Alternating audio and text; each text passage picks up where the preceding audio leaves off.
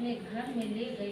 सास ने उसे रोका तो बहू बोली, आज तो बहुत खुशी का दिन है, मेरी संतोषी माता मेरे घर आई है। छोटी बहू का बेटा दूध पीने के लिए रो रहा था। बहू ने उसे दूध भी नहीं खिलाया और संतोषी माता की सेवा में व्यस्त हो गई।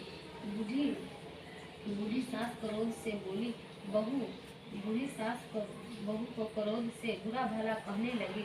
बहू बोली, सासू माँ, आज मेरी संतोषी माता मेरे घर आई है। इनका व्रत करने से ही मेरे घर में इतनी खुशियाँ छाई है। इतना सुनते ही सब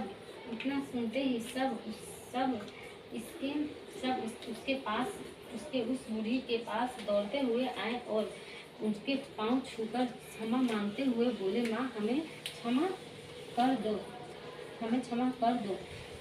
हमने आपको पहचानने में बहुत भूल की है। हम आपके व्रत की विधि नहीं जानते हैं।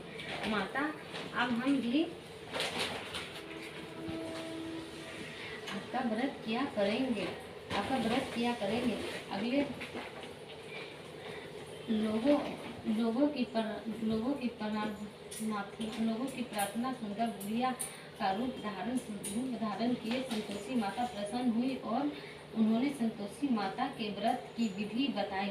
बुढ़िया से व्रत की विधि जानकर संतोषी माता के व्रत करने से धन सबकी मनकामनाएं भी पूरी हुई। उसके घर में धन की वर्षा होने लगी।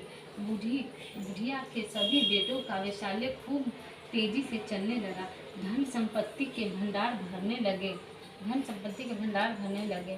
माता का व्रत करने और व्रत कथा सुनकर गुड़ और चने का प्रसाद खाने वाले की मनोकामना संतोषी माता पूरी करती है। वैशाल्य में दिन दूनी रात चौनी तरक्की होती है। निश्चांत्र के स्त्री को पुत्र की प्रतीति होती है और संतोषी माता का विधि विधान से व्रत करने वाली कुंवारी कन्याओं को मनचाहा सुंदर और सहयोग वर मिलता है। बोलो संतोषी माता की जय।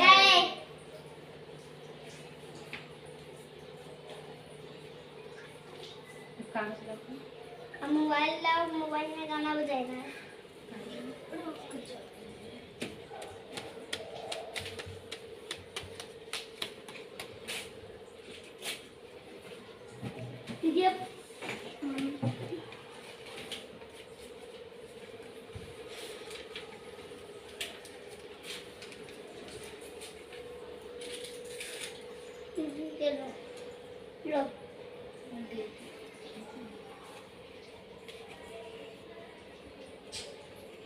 भोग लगाओ मैया योगेश्वरी, भोग लगाओ माता भुवनेश्वरी, भोग लगाओ माता योगेश्वरी, भोग लगाओ माता भुवनेश्वरी, भोग लगाओ माता अन्नपूर्णेश्वरी। मधुर प्रार्थना मन भाए, थाल सजाऊं खीर प्रेम सहित, बिनती करुणा धन धीर, तुम माता करुणा गंभीर। भक्त चना गुड़ पीरिए, पाए शुक्रवार 13 दिन, प्यारो कथा में पधारो, दुख काटो मन भाओ, मन में तेरो नैनो, मन में नो दुख प्रकटाओ।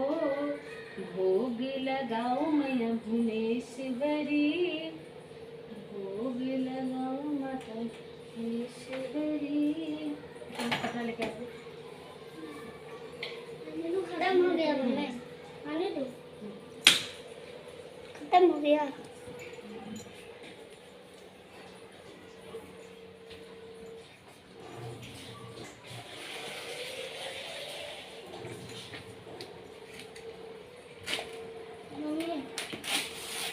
चलो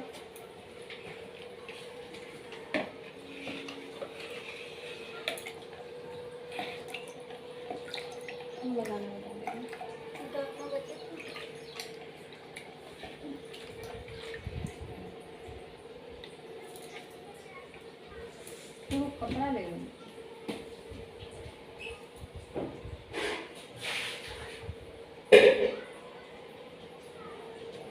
क्या तू कपड़ा मुँह पोछ लीजिए।